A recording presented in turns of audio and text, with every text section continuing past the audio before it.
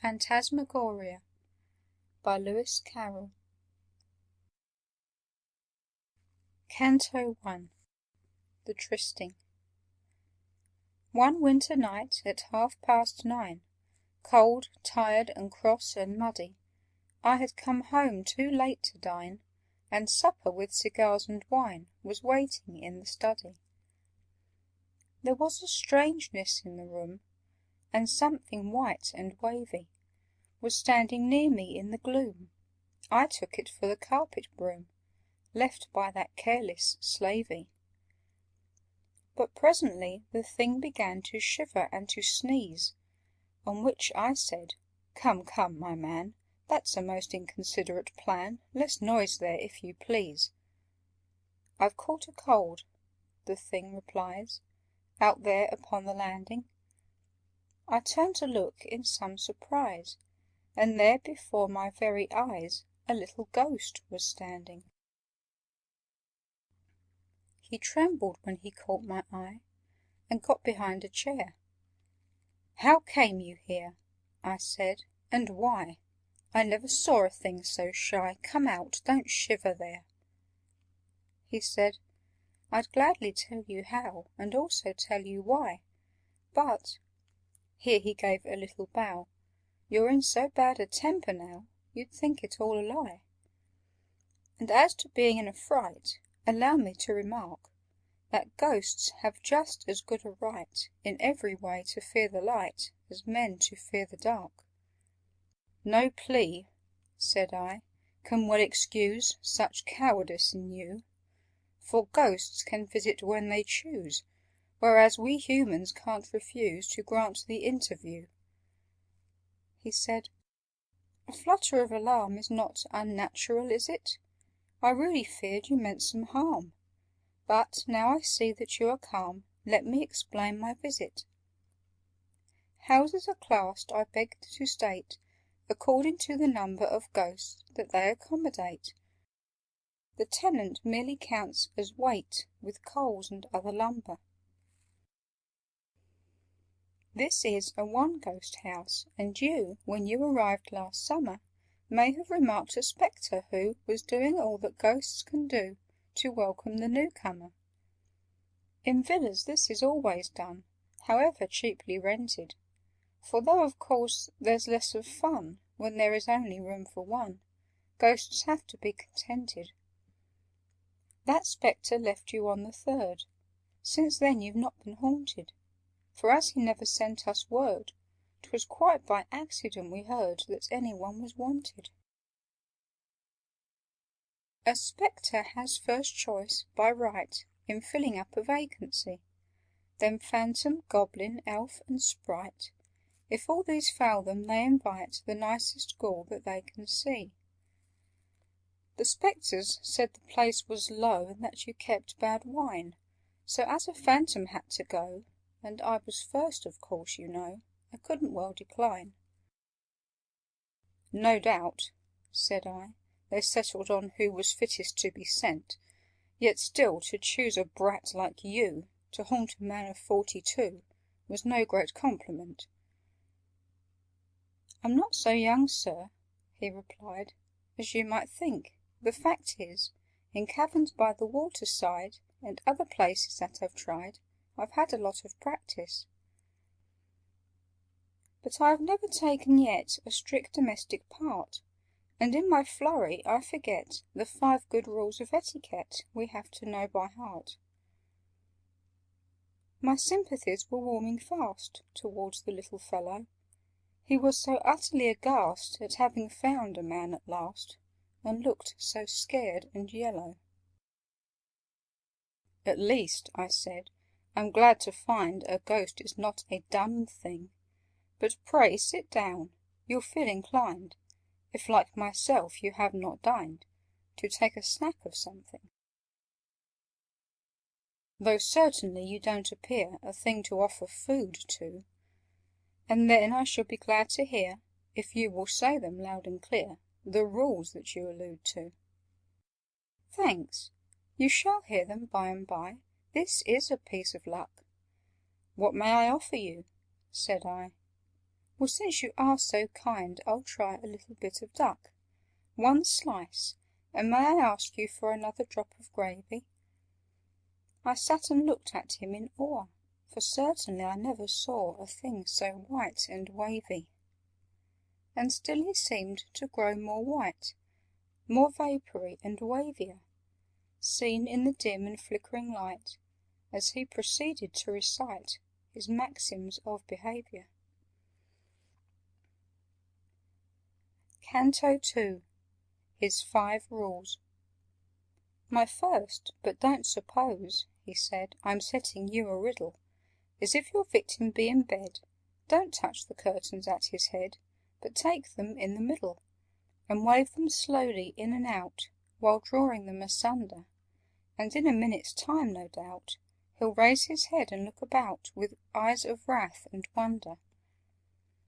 And here you must on no pretence make the first observation. Wait for the victim to commence. No ghost of any common sense begins a conversation. If he should say, 'How came you here?' the way that you began, sir, in such a case your course is clear. 'On the bat's back, my little dear,' is the appropriate answer. If after this he says no more, you'd best perhaps curtail your exertions, go and shake the door, and then if he begins to snore, you'll know the thing's a failure. By day, if he should be alone, at home or on a walk, you merely give a hollow groan, to indicate the kind of tone in which you mean to talk. But if you find him with his friends, the thing is rather harder. In such a case success depends on picking up some candle ends or butter in the larder. With this you make a kind of slide (it answers best with suet), on which you must contrive to glide, and swing yourself from side to side. One soon learns how to do it. The second tells us what is right in ceremonious calls.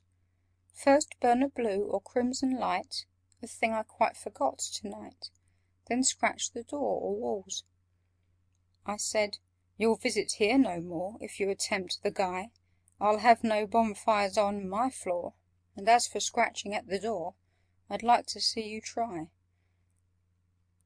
The third was written to protect the interest of the victim, and tells us, as I recollect, to treat him with a grave respect and not to contradict him. "That's plain," said I, "as tear and tret to any comprehension. I only wish some ghosts I've met would not so constantly forget the maxim that you mention." "Perhaps," he said, "you first transgressed the laws of hospitality. All ghosts instinctively detest the man that fails to treat his guest with proper cordiality. If you address a ghost as thing, or strike him with a hatchet, he is permitted by the king to drop all formal parleying, and then you're sure to catch it. The fourth prohibits trespassing where other ghosts are quartered, and those convicted of the thing, unless when pardoned by the king, must instantly be slaughtered. That simply means be cut up small. Ghosts soon unite anew. The process scarcely hurts at all, not more than when you're what you call cut up by a review.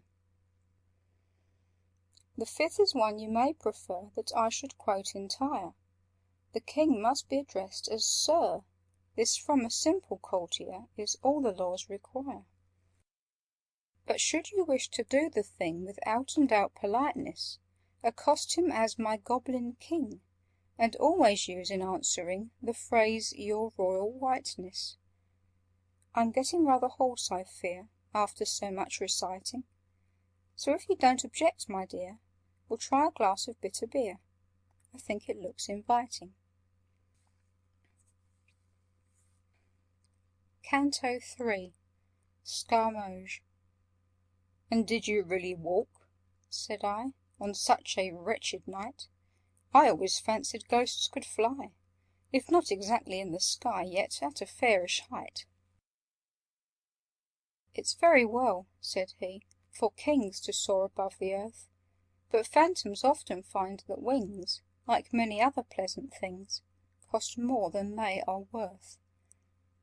Spectres, of course, are rich, and so can buy them from the elves, but we prefer to keep below. They're stupid company, you know, for any but themselves.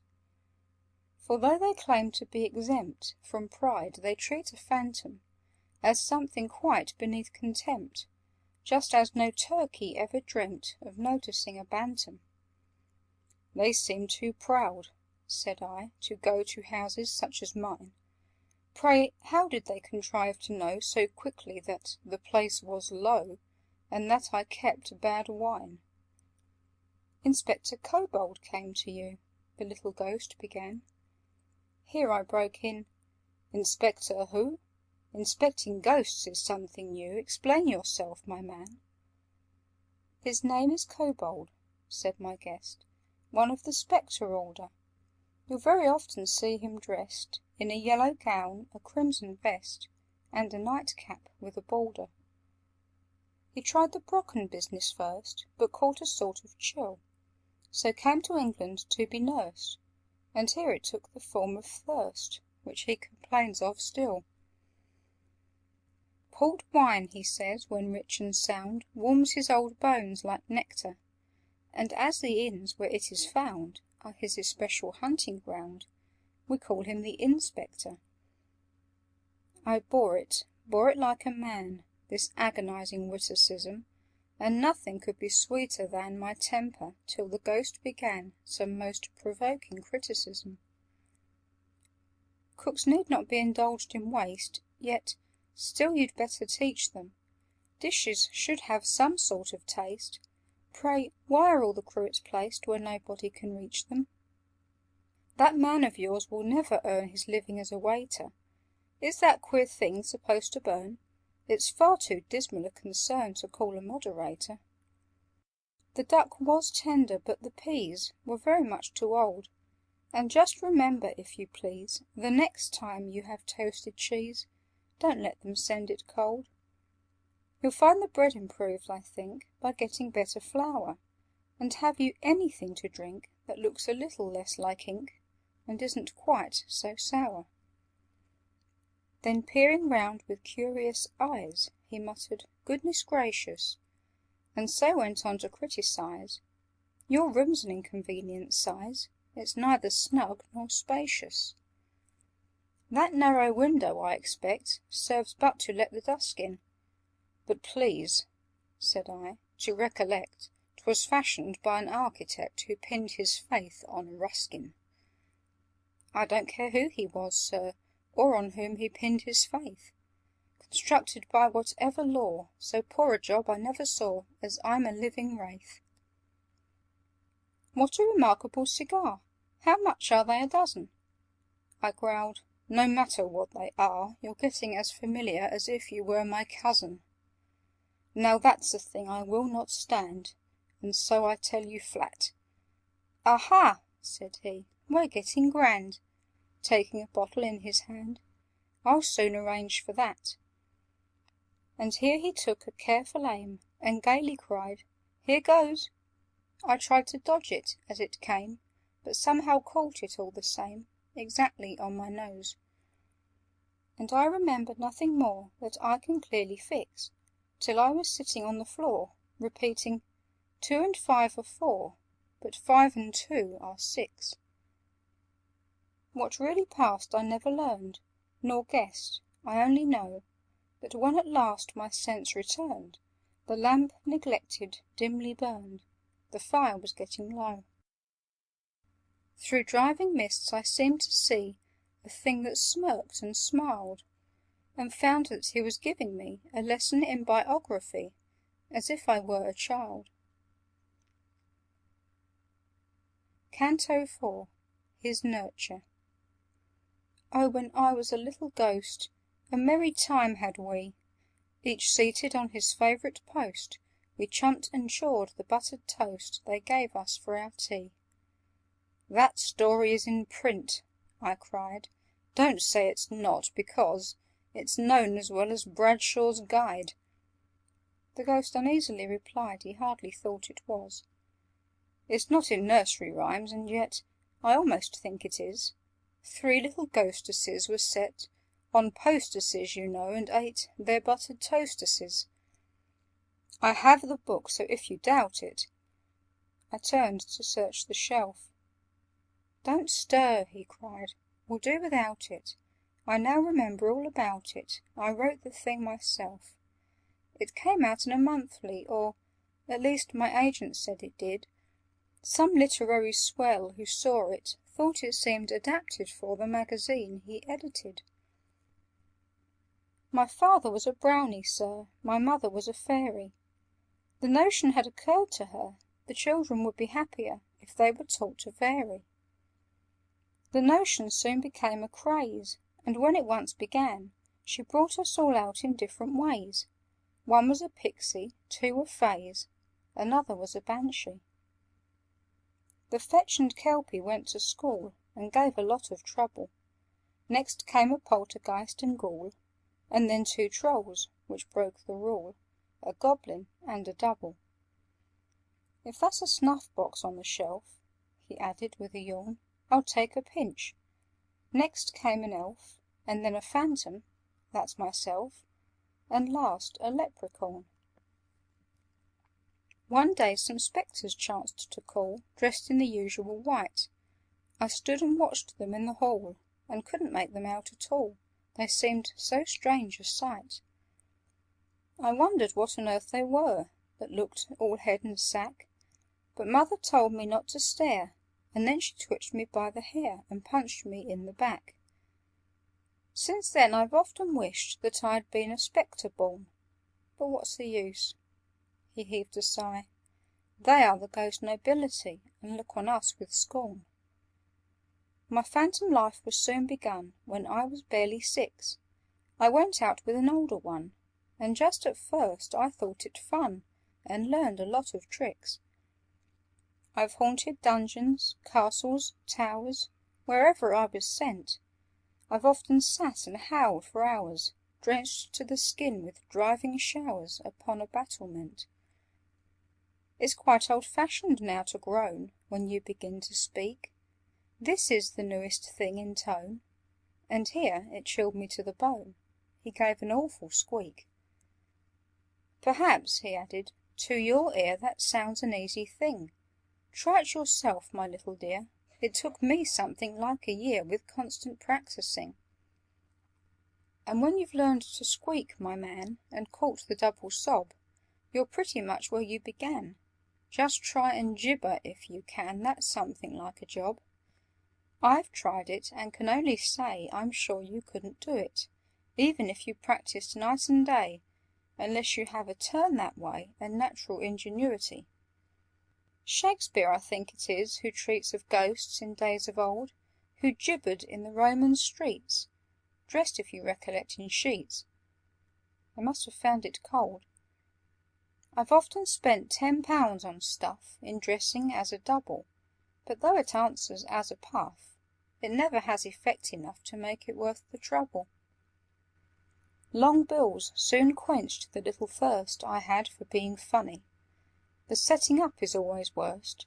Such heaps of things you want at first. One must be made of money. For instance, take a haunted tower, with skull, cross-bones, and sheet, blue lights to burn, say 2 an hour, condensing lens of extra power, and set of chains complete. What with the things you have to hire, the fitting on the robe, and testing all the coloured fire, the outfit of itself would tire the patience of a Job. And then they're so fastidious, the haunted house committee. I've often known them make a fuss because a ghost was French, or Russ, or even from the city. Some dialects are objected to. For one, the Irish brogue is, and then for all you have to do, £1 a week they offer you, and find yourself in bogies. Canto 5. Bickerment. "Don't they consult the victims, though?" I said. "They should, by rights. Give them a chance, because, you know, the tastes of people differ so, especially in sprites." The Phantom shook his head and smiled. "Consult them? Not a bit. 'Twould be a job to drive one wild To satisfy one single child. There'd be no end to it." "Of course you can't leave children free," said I, "to pick and choose, but in the case of men like me I think mine host might fairly be allowed to state his views." He said, "It really wouldn't pay. Folks are so full of fancies. We visit for a single day, and whether then we go or stay depends on circumstances. And though we don't consult mine host before the thing's arranged, still if he often quits his post, or is not a well-mannered ghost, then you can have him changed. But if the host's a man like you, I mean a man of sense, and if the house is not too new—" "Why, what has that," said I, "to do with ghosts' convenience?" "A new house does not suit, you know. It's such a job to trim it. But after 20 years or so the wainscotings begin to go, so 20 is the limit." To trim was not a phrase I could remember having heard. "Perhaps," I said, "you'll be so good As tell me what is understood Exactly by that word." "It means the loosening all the doors," the Ghost replied and laughed. "It means the drilling holes by scores In all the skirting boards and floors To make a thorough draught. You'll sometimes find that 1 or 2 Are all you really need To let the wind come whistling through, But here there'll be a lot to do." I faintly gasped, "Indeed! If I'd been rather later, I'll be bound," I added, trying most unsuccessfully to smile, "you'd have been busy all this while Trimming and beautifying." "Why, no," said he. "Perhaps I should Have stayed another minute, but still no ghost that's any good Without an introduction would have ventured to begin it. The proper thing, as you were late, Was certainly to go, but with the roads in such a state I got the nightmare's leave to wait For half an hour or so." "Who's the nightmare?" I cried. Instead of answering my question, "Well, if you don't know that," he said, "either you never go to bed, Or you've a grand digestion. He goes about and sits on folk That eat too much at night. His duties are to pinch and poke And squeeze them till they nearly choke." I said, "It serves them right." "And folk who sup on things like these," he muttered, "eggs and bacon, lobster and duck, and toasted cheese, if they don't get an awful squeeze, I'm very much mistaken." He is immensely fat, and so well suits the occupation. In point of fact, if you must know, we used to call him years ago the Mayor and Corporation. The day he was elected Mayor, I know that every sprite meant To vote for me, but did not dare. He was so frantic with despair And furious with excitement. When it was over, for a whim, He ran to tell the King, and being the reverse of slim, A 2-mile trot was not for him A very easy thing. So to reward him for his run, as it was baking hot and he was over 20 stone, the King proceeded, half in fun, to knight him on the spot. "'Twas a great liberty to take," I fired up like a rocket. "He did it just for punning's sake. A man," says Johnson, "that would make a pun would pick a pocket." "A man," said he, "is not a king." I argued for a while, and did my best to prove the thing, The Phantom merely listening with a contemptuous smile. At last, when, breath and patience spent, I had recourse to smoking, "Your aim," he said, "is excellent, but when you call it argument, of course you're only joking." Stung by his cold and snaky eye, I roused myself at length to say, "At least I do defy The veriest sceptic to deny That union is strength." "That's true enough," said he, "yet stay." I listened in all meekness. "Union is strength, I'm bound to say. In fact, the thing's as clear as day. But onions are a weakness." as one who strives a hill to climb, who never climbed before, who finds it in a little time grow every moment less sublime, and votes the thing a bore. Yet having once begun to try, dares not desert his quest, but climbing ever keeps his eye on one small hut against the sky, wherein he hopes to rest, who climbs till nerve and force are spent, with many a puff and pant, who still, as rises the ascent, in language grows more violent, although in breath more scant, who climbing gains at length the place that crowns the upward track, and entering with unsteady pace, receives a buffet in the face that lands him on his back, and feels himself like one in sleep glide swiftly down again, a helpless weight from steep to steep, till with a headlong giddy sweep he drops upon the plain. So I, that had resolved to bring conviction to a ghost, and found it quite a different thing from any human arguing, yet dared not quit my post, but, keeping still the end in view to which I hoped to come, I strove to prove the matter true by putting everything I knew into an axiom, commencing every single phrase with therefore or because. I blindly reeled 100 ways about the syllogistic maze, unconscious where I was. Quoth he, "That's regular claptrap, don't bluster any more. Now do be cool and take a nap. Such a ridiculous old chap was never seen before.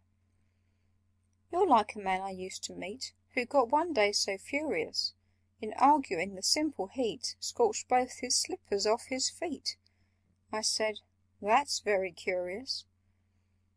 "Well, it is curious, I agree, and sounds perhaps like fibs, but still it's true as true can be, as sure as your name's Tibbs," said he. I said, "My name's not Tibbs." "Not Tibbs!" he cried. His tone became a shade or two less hearty. "Why, no," said I. "My proper name is Tibbets." "Tibbets?" "Aye, the same." "Why, then you're not the party!" With that he struck the board a blow that shivered half the glasses.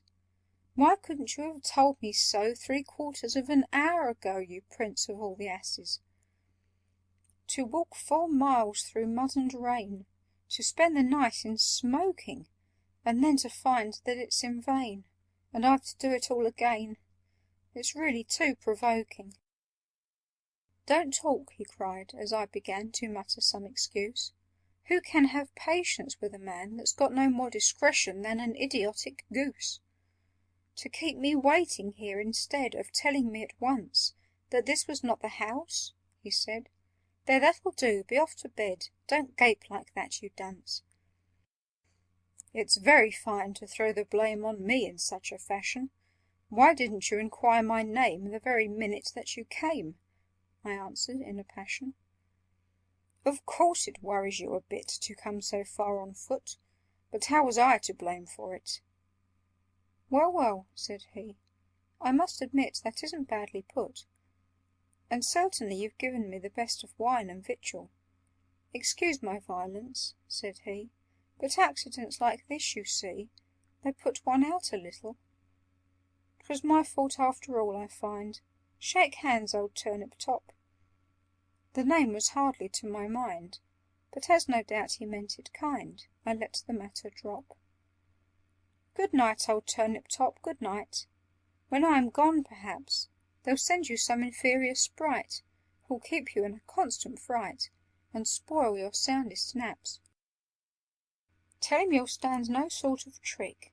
Then if he leers and chuckles, you just be handy with a stick. Mind that it's pretty hard and thick, and rap him on the knuckles. Then carelessly remark, 'Old coon, perhaps you're not aware that if you don't behave you'll soon be chuckling to another tune, and so you'd best take care.' That's the right way to cure a sprite of such like goings on. But gracious me, it's getting light. Good night, old turnip top, good night." A nod, and he was gone. Canto 7. Sad souvenance. What's this? I pondered. Have I slept? Or can I have been drinking? But soon a gentler feeling crept upon me, and I sat and wept an hour or so, like winking. "No need for Bones to hurry so," I sobbed. "In fact, I doubt if it was worth his while to go. And who is Tibbs, I'd like to know, to make such work about?